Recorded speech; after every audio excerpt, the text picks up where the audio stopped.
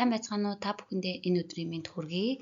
Мэргэжлийн багш нарын бүлгийн туршлага түгээн дэлгэрүүлэх үйл ажиллагаанд Хэрлэн сумын 11-р сургуулийн бага боловсролын мэргэжлийн багш нарын бүлгийн бие багийн гишүүн арга зүйгээ танилцуулъя. Мэргэжлийн багш нарын бүлгийн ахлагчаар Баярмаа, Гишүүдээр, Ганзуул, Саранцэцэг, Халиуна, Уран хаач гэсэн бүрэлдэхүүнтэйгээр бие багийн гишүүн үйл ажиллагааг зохион байгуулж хамтран ажиллаж байна. Бие багийн гишүүн үйл ажиллагааны зорилго суралцагчдыг багаар ажиллах асуудал шийдвэрлэх чадварыг нэмэгдүүлэхэд оршино. Асуудал. Суралцагчдын асуудал шийдвэрлэх чадвар нь боловсролын үнэлгээний төвөөс зохион байгуулагддаг гүйцэтгэлийн үнэлгээгээр 2022 онд 37% үнэлэгдсэн байна. Шийдэл.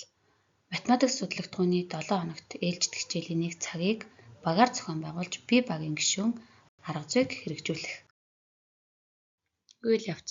Бүх багш нар 7 хоногт нэг удаа бие багийн гишүүн арга зүйгээр ээлжид хичээл зохион байгуулсан Хэрлэн сумын 6 сургуулийн 1-5 дахь жилдээ ажиллаж байгаа 19 багшид багш бүр түгээн дэлгэрүүлэлт хийсэн зочинтой тайланд ээлжид хичээлээр 774 эцэг их асран хамгаалагчдад тайлгнасан багаар ажиллах чадварын гарааны үнэлгээ хийсэн аймгийн сургалтын менежерүүдийн мэргэжлийн багш нарын бүлгийн ажлын хүрээнд бие багийн гишүүн арга зүйгээр ээлжид хичээлийг 2 удаа зохион байгуулсан.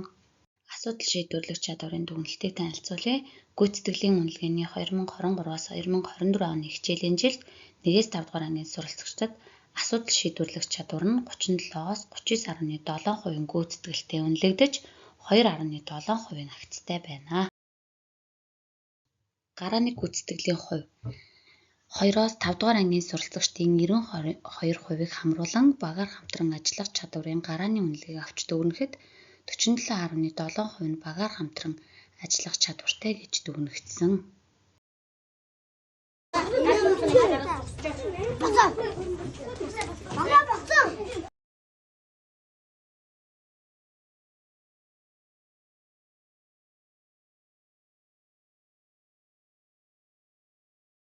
Урын ангийн үжил хамяаж ганц цалин бие багийн гишүүн арга зүйг бага ангид 3 дахь жилдээ хэрэгжүүлэн ажиллаж байна. Үүний үр дүнд хүүхэд маань багаар хамтран ажиллах асуудал шийдвэрлэх чадварт өөрийгөө илэрхийлэх, ярих чадварт анги дэвших тусам нэмэгдэж байна.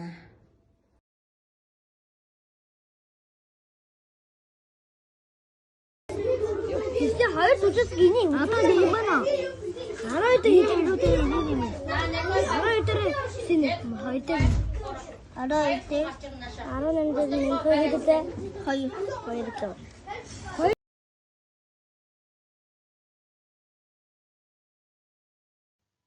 Энэ ажлыг хийх явцад манай бүлэг юу сурсан бэ? Нэгт бие багийн гишүүн шинэ арга зүйг төлөвлөн туршиж арга зүйн санг нэмэгдүүлсэн. Хоёрт суралцагчдын асуудал шийдвэрлэх болон багаар ажиллах чадварыг хөгжүүлсэн. Гуравт багш нар суралцагчдыг багаар ажиллуулахад удирдан чиглүүлэх аргад суралцсан. Дөрөвт суралцгой тулгамдсан бэрхшээлийг шийдвэрлэсэн. Юун дээр алдсан, юуг нь дараа өөрөөр хийх вэ? Асуултын хүрээнд баг бүрийн гишүүдээс оролцоо тутмаг 2 суралцагч сургуулийн 286 суралцагчаас 51 суралцагч буюу 18% нь оролцоосул байсан. Суралцагчдын оролцоог нэмэгдүүлэхийн тулд идэвхтэй сургалтын аргыг тусган хэрэгжүүлсэн. Бусад мэргэжлийн багш нарын бүлгүүдэд юу гэж хандаж зөвлөх вэ? Бие багийн гишүүн арга зүйг хэрэгжүүлэх явцад дараах идэвхтэй сургалтын аргуудыг хэрэглэснээр суралцагчдын идэвх оролцоо нэмэгдсэн учраас идэвхтэй сургалтын аргуудаа тогтмол ашиглахыг зөвлөж байна.